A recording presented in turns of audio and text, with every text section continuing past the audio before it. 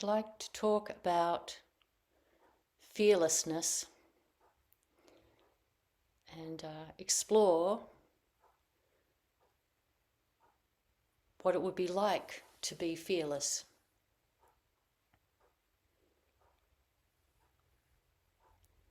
What would it be like to not have fears in the mind driving our decisions a lot of the time?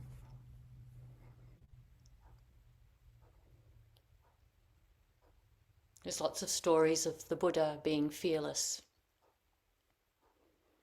and of other bodhisattvas and awakened beings being fearless. And these stories, I think, can be very inspirational for us, that there is a way to have much less fear in our lives.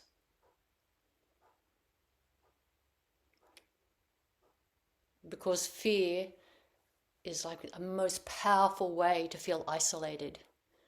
Fear is fear of something. And if I am scared of something, right there I've created a division. And right there I'm now isolated. I'm not intimate with the world.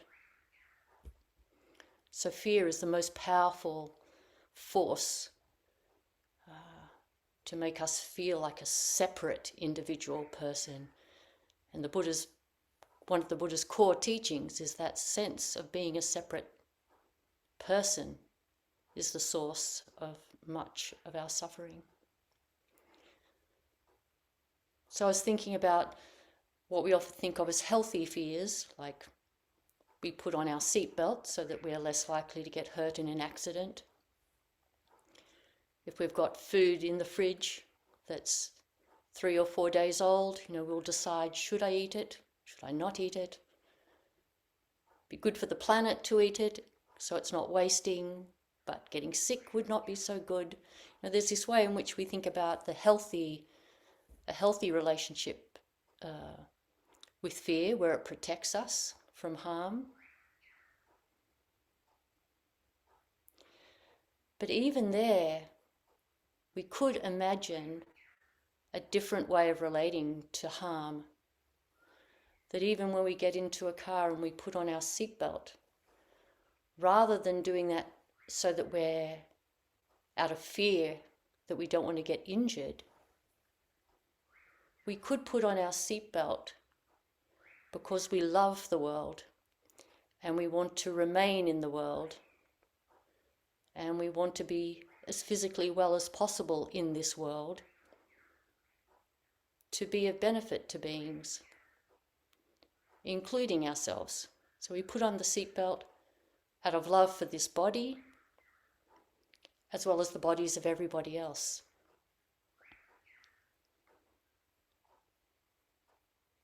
So even those sorts of fears that we think of as healthy fears, even we could do them actually from a perspective of love and care rather than fear. So even they can be done in a fearless way. If we're running and we see a snake on the trail and we jump away to not be bitten by the snake and to not accidentally tread on the snake or hurt the snake, we can actually do that not so much from a sense of fear for our own bodies, but actually because we want to be here in the world to be of benefit for as long as possible. So even that can be done from a position of love and care that's not fearful, it's fearless.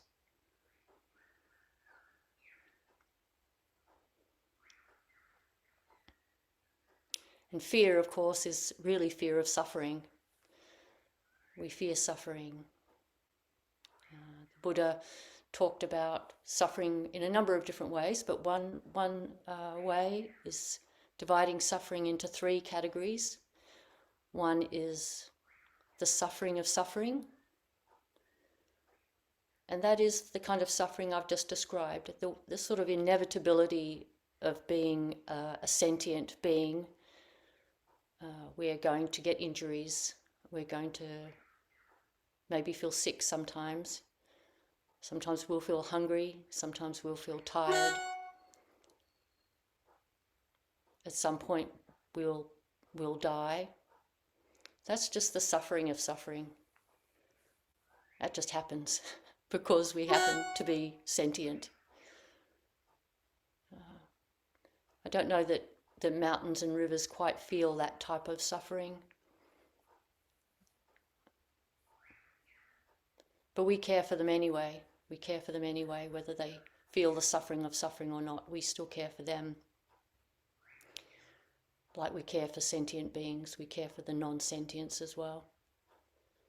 So the suffering of suffering is just life.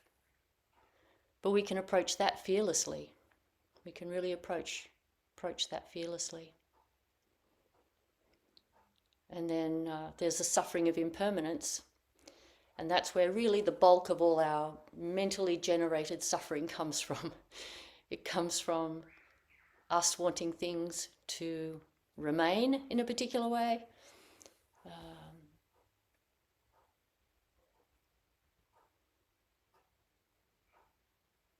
We want things to be in a particular way, and either they are in that way for us, but then they change, or they're not in that way for us, but we'd like them to be. And we don't have control over this endless movement of all the phenomena of the world. Everything is in constant flux all the time. We're gaining and losing moment by moment. I think one way to really cultivate a fearlessness is to examine closely this moment by moment arising and passing of everything. That who I am now is different to who I will be in 5 minutes' time. And that everybody is changing and moving constantly. Everybody, everything is in a constant state of flux. It just appears to be stationary because it's moving at a pace that we can't see often. But everything is shifting and changing. When we really deeply contemplate the shifting and changing of everything, that nothing can be held on to, then that one of those primary sources of fear of losing things becomes far less compelling. We're just not so compelled. We start to be less surprised by things changing. Things that we want change, like relationships fall apart, people we love die, jobs that we have get lost, and so on. Just all the things. Be healthy one day and then sick the next. But sick the next day, and then maybe the next day after that healthy again. So the change, again, when we contemplate the change, that everything is changing all the time, firstly it helps us be less fearful because we don't cling, so it helps with fearfulness. But actually, closely examining the changing nature of everything actually creates a lot of joy, because we realize that life only exists because of change. It's that vitality of things changing. Breathing in, breathing out. If the lungs couldn't do that, they couldn't respond and expand and contract, we wouldn't be alive. So change is the nature of life. So contemplating that impermanence, contemplating the suffering of impermanence, not only does it help us become fearless, it helps us become joyful and appreciative of change. And not so surprised when things don't go the way we want. We can be much more like, oh yeah, of course, that makes sense, had to happen to somebody.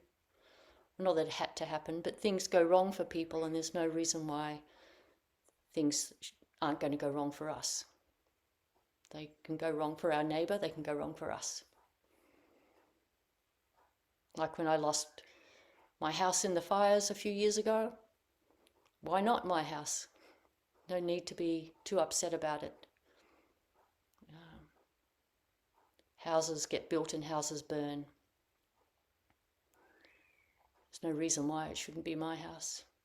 So we cultivate that kind of understanding of impermanence, then when things go wrong, not only does it not distress us, we don't have to have fear in the mind about what if this goes wrong. We can have a very different attitude. We can think like, oh yeah, like when those Black Summer fires were happening, I was in Australia at that time. I thought beforehand, no reason why my house isn't going to get burnt down. It's quite possible, quite likely. And then it did, and it was so much easier. There was no shock. There was no surprise. There was no resistance. Of course, a house getting burned down is not nearly as bad as some things. It's harder to lose the people we love.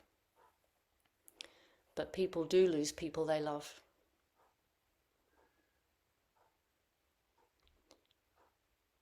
And so it's good for us to be not fearful of that happening, but actually to contemplate that happens. It does happen to us. It almost will happen to us in some ways.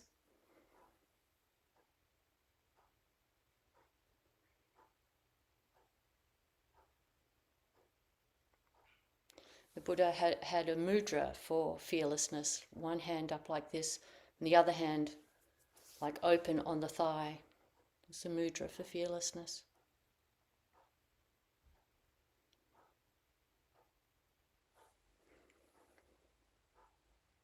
So we can imagine fearlessness in ourselves. I quite often actually imagine something terrible happening and imagining myself dealing with it well. It's a really good practice. I think most people do the opposite. They imagine something terrible happening and imagine themselves collapsing and everything becoming totally a huge drama. I think that's the more common thing for us to do with our minds. Our mind drifts into imagining something terrible and think, oh my God, that would be so bad. I don't think I could cope with that, and so on and so forth. It's really good practice to do the opposite.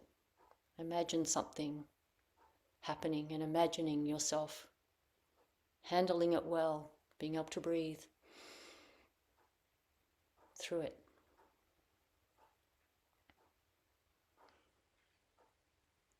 And I think also imagining ourselves dealing well with difficulty with company, like not thinking of ourselves as an isolated person having to deal with it, but being able to imagine being supported and helped by others.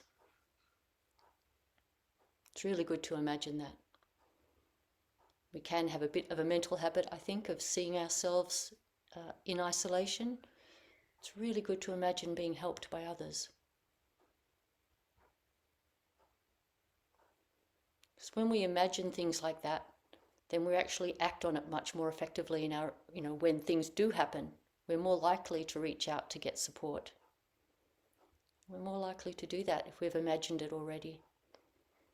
And we're more likely to be less fearful in a difficult situation if we've imagined ourselves being less fearful.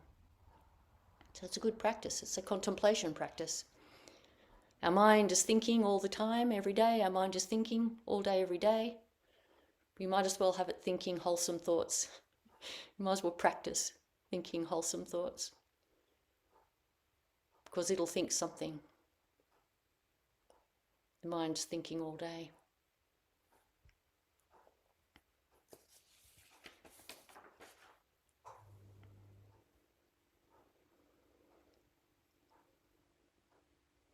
So some things that might be helpful to contemplate in imagining what it would be like to be fearless. One thing that can be helpful is contemplating oneness. Contemplating how not only are we all sort of interconnected, but we're each made up of everything other than ourselves. we're made up of everything other people have done for us. We're made up of all the minerals and organic matter in the earth make us up. I think we contemplate oneness that way, the unity of all things, and we feel less isolated and we feel less like a separate individual, which is saying the same thing really. We feel more connected. When we feel more connected, we have less fear. So even just sitting in your own house, you can look around and appreciate the carpenters that built your house. Appreciate the electricians that put in the wiring. Appreciate the farmers that grew the food and so on. We don't have to go anywhere special to contemplate oneness. You can just do it anywhere that we are. Our mind is going to think. So as practitioners, we can steer our mind into thinking beneficial thoughts. And that's a really simple beneficial thought, just right there in your house, looking around. You could do it many, many times in a day. You could look at the sky and just be so appreciative that we happen to have this planet that's got this relationship between temperature and moisture and minerals that make life possible. The clouds are carrying moisture, and the moisture is going to fall down and nourish the soil, and plants are going to grow, and all of those things. So contemplating oneness helps generate fearlessness, because we feel unified, we feel part of the whole rather than separate.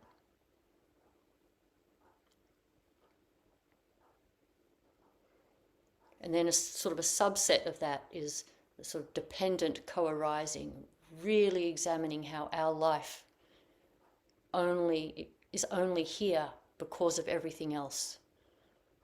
Like really looking closely at how it is that each of us come to exist in this moment right now. An infinite number of forces have in the past had to have happened and are currently happening. Right in this moment, the fact that we're able to be here together is because of an infinite number of people and events that made it possible for us to be doing this right now. I think it helps us feel kind of part of a whole community, and we're less fearful when we're a part of something. When we're part of a group, we're less fearful. A bit like a school of fish. We're like a school of fish. We like to hang out in crowds in a certain kind of way.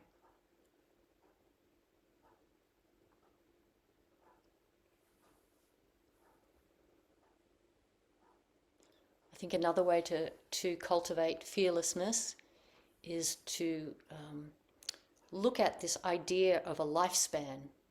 We've got this idea in modern culture that we have this idea of a very finite lifespan. We're born, we live, and we die. So you could have a belief in things like heaven and hell, but let's just look at the idea of a lifespan. It's such a convention for us to believe in this lifespan that it's hard to really imagine how to not think about ourselves in terms of just a lifespan of 70 years or 15 years or 95 years, 45 years. And in some ways I think it's kind of almost terrifying to think that that's the only way to think of ourselves, because then you've just got this little bit of time, what are you going to do with it? Kind of reinforces the idea of a separate self. I am this person, I am this many years old, and I don't know how many years I have left. I mean, of course it's very helpful, it can be a very helpful motivation in a conventional way to think of ourselves in terms of this limited lifespan. Like we say in some of our sutras, like don't waste time. Use time well, don't waste it. Don't waste this precious life. Conventionally, it's very helpful to think in terms of a lifespan.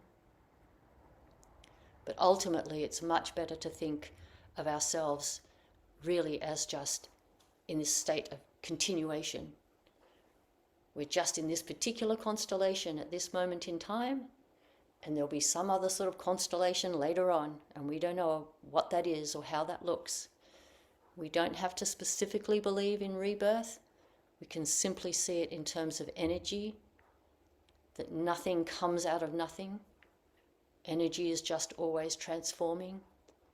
And energy came together and got named something, and that energy will dissipate in a different way when we die. I find that an incredibly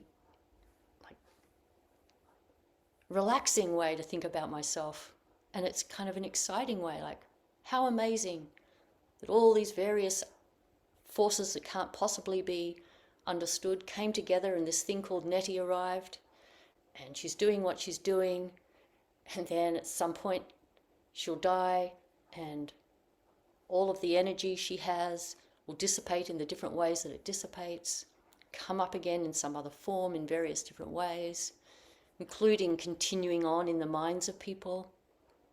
You know, all of us, I'm sure all of us have had people that we've known who have passed away, and they continue on in our minds.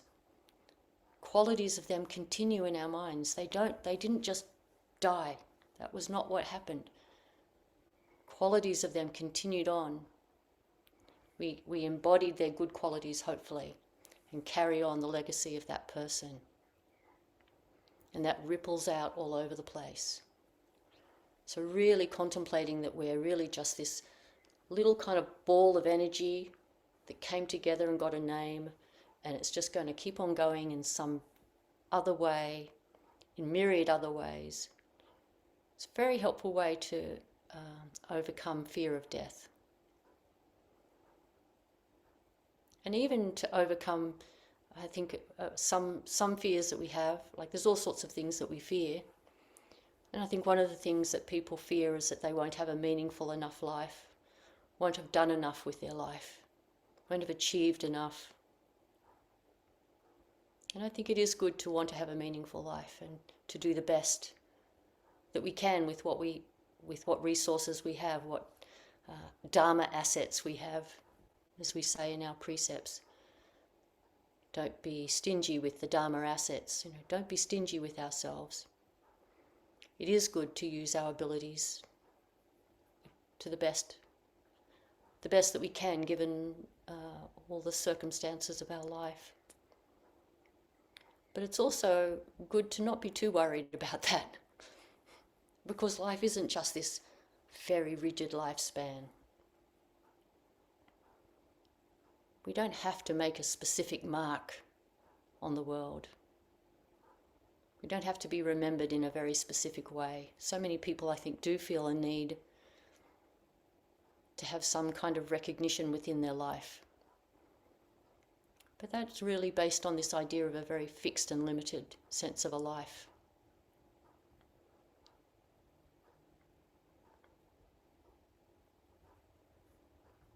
I remember being very moved by a story of a monk who said that his wish was when he died to just die as an unknown person and to never be known again, just to die somewhere alone and unknown. I thought it was very powerful that someone could be so fearless that they'd be okay with that, because most of us wouldn't want that. We'd want to die with company, we'd want to die and be remembered. And most of us, that will happen, we will be remembered. So it was kind of a fearlessness that someone could be really comfortable with the idea of just being forgotten, just dying and being forgotten.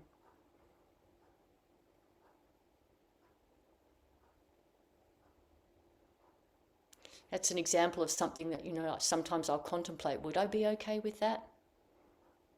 Could I not be scared of that? Could I be okay with that?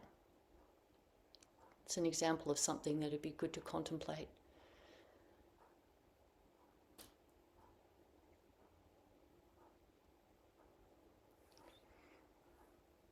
One other thought too about ways in which we can cultivate fearlessness. So far I've talked mostly about sort of like what we do with our minds, but also just what we do with our actions. Think if we are basically a kind person, a caring person, someone that uses our skills in whatever way we can, then we just feel generally a satisfaction with our life. And I think generally feeling satisfied helps with fearlessness.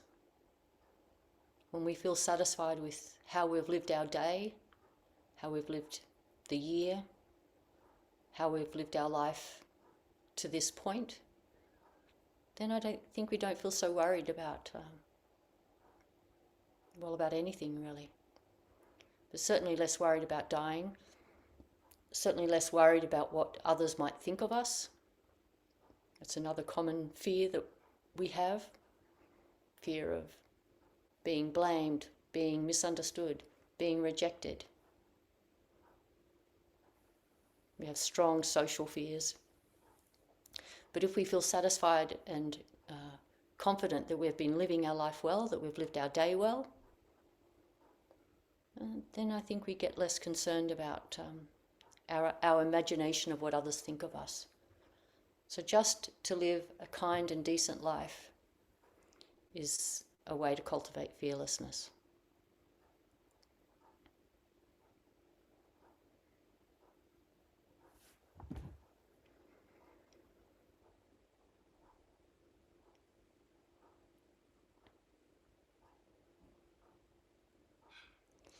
And another way is to be mindful in the present with just the simplicity of the present. Our ordinary environment around us, generally speaking, is not dangerous. It can be for some people at some moments in time, of course, like in war.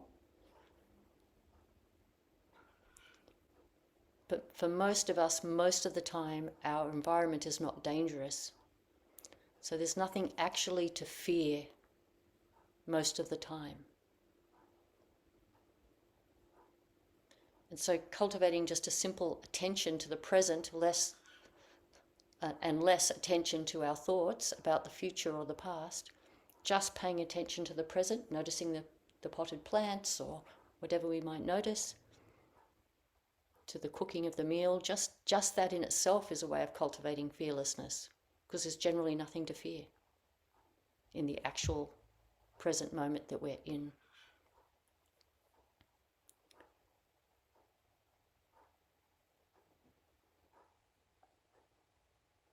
And all of this is enhanced by practicing breathing, which is what we do with Zazen, just to breathe.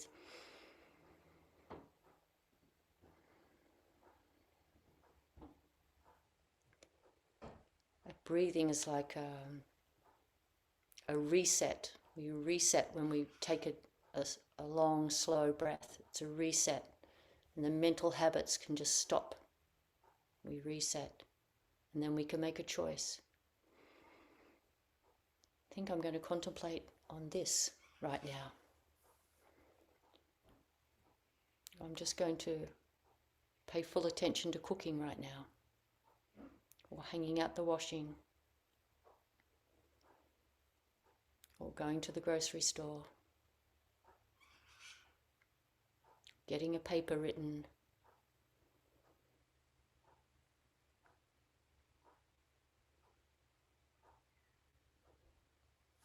so anyway, I hope something from this might help you feel like fearlessness is a real way that you can be in the world. We don't have to go from fearful to 100% fearless. We can just get a little less fearful. Just keep moving in that direction. And we can practice with very, very simple things. Most of us have got, certain histories that cause us to be slightly more fearful of certain things and less fearful of other things. All of us have got our unique way because of our histories of what we're fearful of. And one of the little things that I tend to be fearful of is like technology type things. Like I'm really good with machines, I'm not so good with technology. So every time it would benefit me to do something with technology, I try and lean into it and kind of gently try and get my fearfulness to sit to one side. So like after this today, I bought a little device yesterday that Jack helped me with that will mean I can pair my phone to the radio in my car via Bluetooth so I can listen to Dharma talks while I'm driving down to Goongerra today, which I'm driving down there. And honestly, I would prefer to fix a chainsaw than have to make this device work in my car. But that's what I need to do. The chainsaw won't help me listen to Dharma talks, but if I can get this little device that I bought yesterday to plug into the cigarette lighter thing, pair it to my phone through Bluetooth, find a radio station that's just making that shh sound, then I can listen to Dharma talks. So that's a little fear that I have, and it seems silly, but I'm really going to have to kind of go like, do this. Go get in the van and do this. Like I'm going to have to summon up courage to make this little thing work in my car because it will benefit me to be able to listen to Dharma talks clearly through the radio rather than trying to just hear it on my phone, which I can't hear it properly just through my phone. So all of us have got our own little karmic histories like that. And we just lean into those things that we fear a little bit, just lean into them and get help if you need help. Emmy helped me with something the other day, which has been fantastic, by the way. Been listening to Pema Chodron. Yeah. Lean into some of your fears just a little bit. And everything we do pays off. Actually, maybe that's not the right way to say it. Everything we do has an effect, and we don't know what the effect will be. But leaning into just little fears like that means when a bigger thing comes along that's scary, you might just be able to lean into it a little more effectively. So it's really good to take these opportunities with just the little things.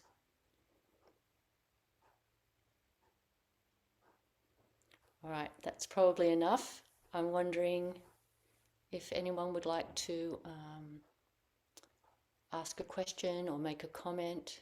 I'll just turn the recording off at this point.